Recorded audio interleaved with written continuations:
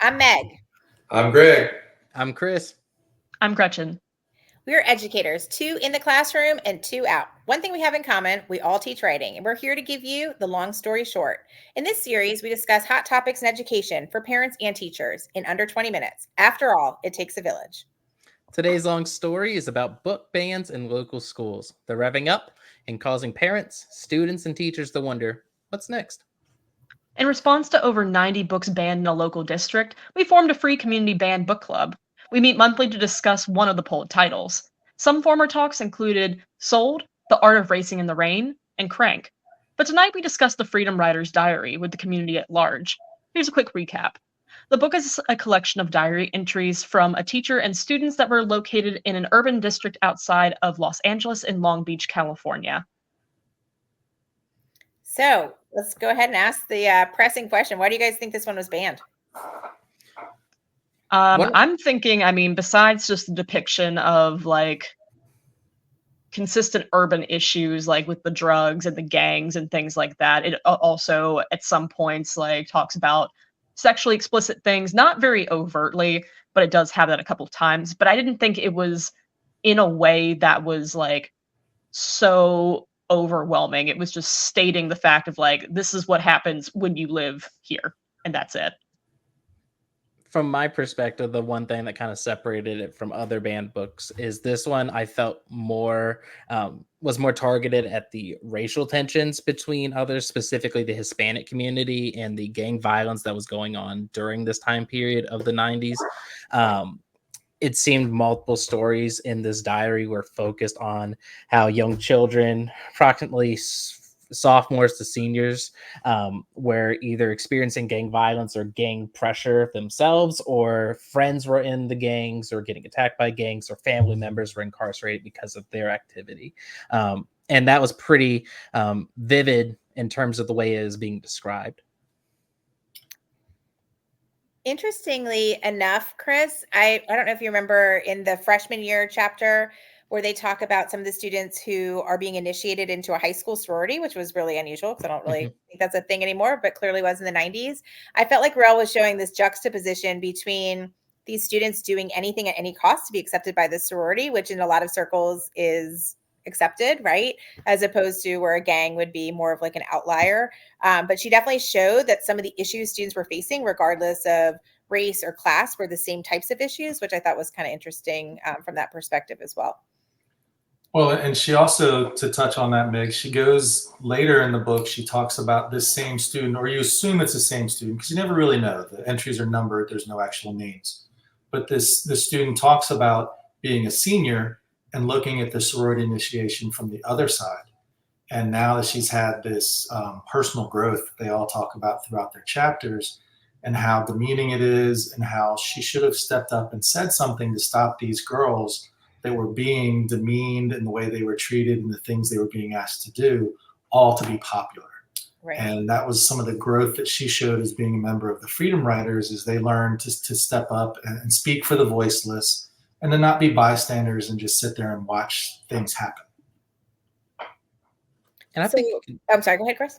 I think you can kind of see that carry on into today's society too. Specifically, that I think of as sports teams, where the new recruits or the new members of the team would possibly be hazed or forced to do other things for the senior members of the team.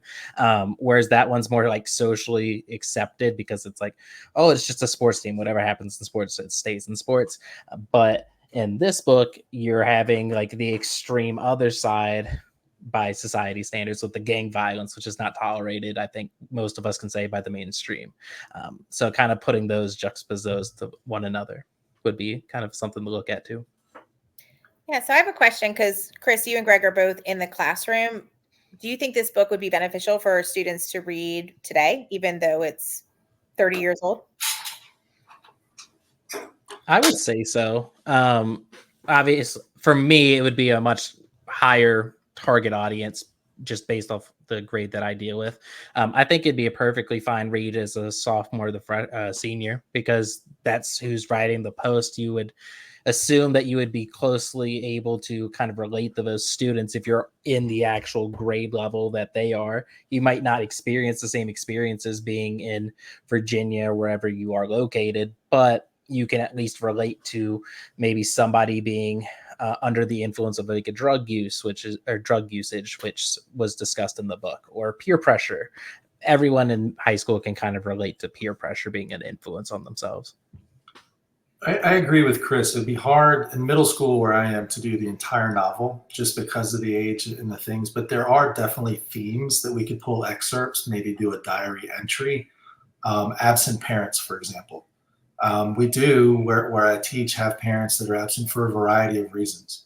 And that's something that's touched on by the freedom writers that they, and it kind of, one of the things they really do is to try to desensitize it and help each other understand you're not going through this alone.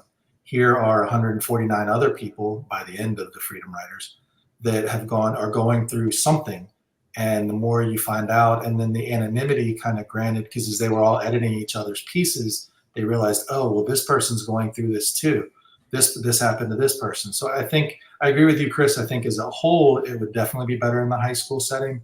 But I think you could use excerpts or small parts because, to get back to the original question too, I think some of the things that are discussed that are graphic, the language, some of the things that they talk about, molestation, topics that are really difficult to discuss with a younger generation, which is probably one of the reasons they banned it in the first place. It's just easier, instead of having those difficult conversations, say, no, we're not going to talk about it at all. So that's kind of where I think you'd have to lean as a teacher in lower grade levels, is maybe bits and pieces, and choose very carefully what you're going to discuss. I think a lot of the issues that were discussed in like the first year section, where they're talking about how some of the teachers, the parents, and the community were looking down upon that group of kids just because they had a different upbringing. They were living in lower socioeconomic areas compared to like your wealthy, uprising AP scholar senior. You could take excerpts of that chapter and then bring it down to the middle school and kind of have a discussion about that. And I think that's a way you could introduce the diary writing entry as well as a middle school level teacher. Because if you're showing like, oh, this isn't just like the movie idea of what a diary is, where you throw a key in and then throw it in the closet. This is something that's actually talking about like really important social issues or really important personal things that may be a little interesting to talk about with somebody, but you don't know how to approach getting into it. You can do it in this format, having given that background knowledge of like, hey, this is how they approached it in that circumstance. And this is something we can see in our school maybe.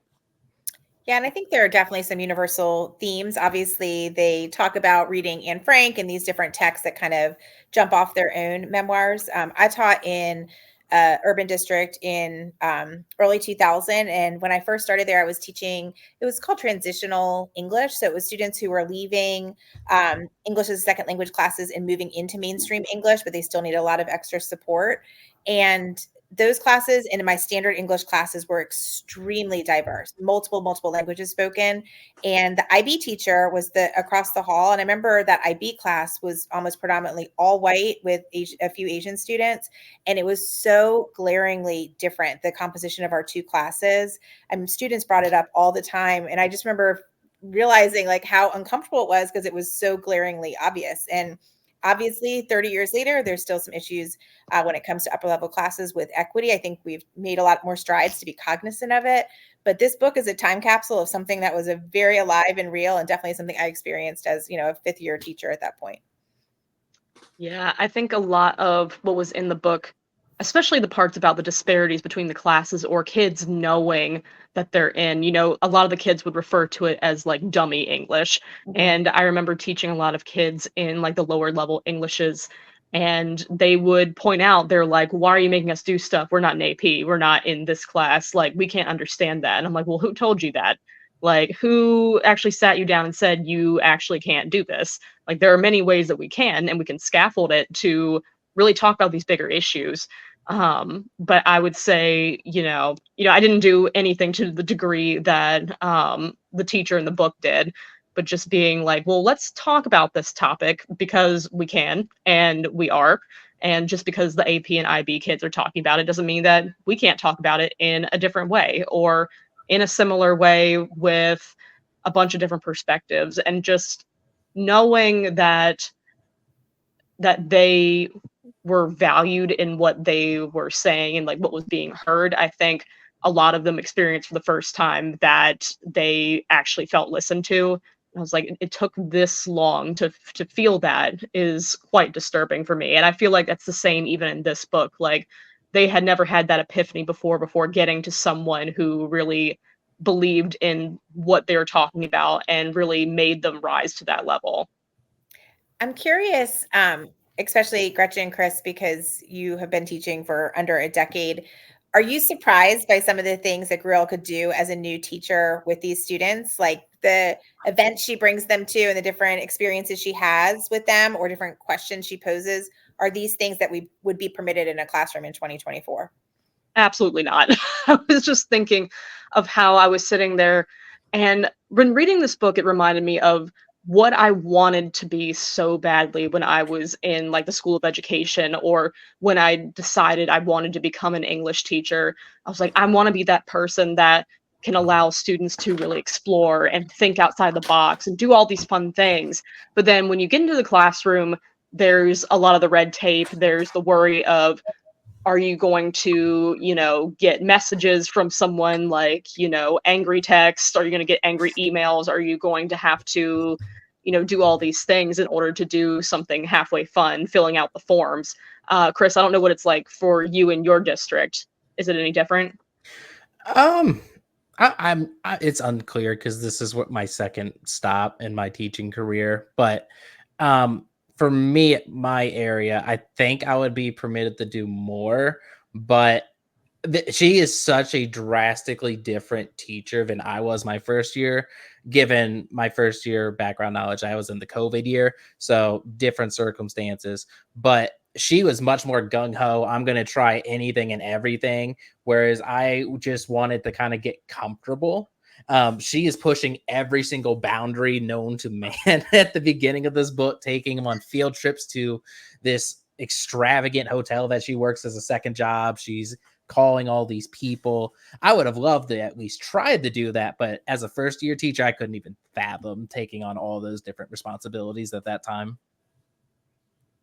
No, I just remember being told it's like your first year is a baptism by fire. Like you will learn the job, but it will take everything out of you and you are like really jumping in to something. And so, like you said, it's just amazing how much she is able to do. But I wonder how if part of that is also due to like a lot less restrictions on teachers at that point that she could do it. And then the other teachers were kind of pointing out, she's extra, she's doing all this stuff she doesn't need to be doing. What is this woman talking about? What is this woman doing? So, pressure from there as well. But again, I feel like it was much easier to be that quote unquote extra back then. Mm-hmm. Yeah, Greg doesn't like it when the teachers are extra at school. It makes him look bad. Well, and it's ironic because the students even talked about the teachers, we're talking about how Miss Gruelle was doing too much and she was extra. And at one point in one of her diary entries, she talks about she was ready to hang it all up and she was ready to walk away, had a job. And her principal was like, what about the kids? And it changed everything, changed her perspective. Now, granted at the end of the book, not spoiler alert, she does leave Wilson High School, but she goes on to create these other programs to educate educators, and she wants to basically create more teachers like her, which I think is an amazing thing. But yeah, Meg's right. If a teacher goes above and beyond in our department, there is a little bit of chastising that occurs.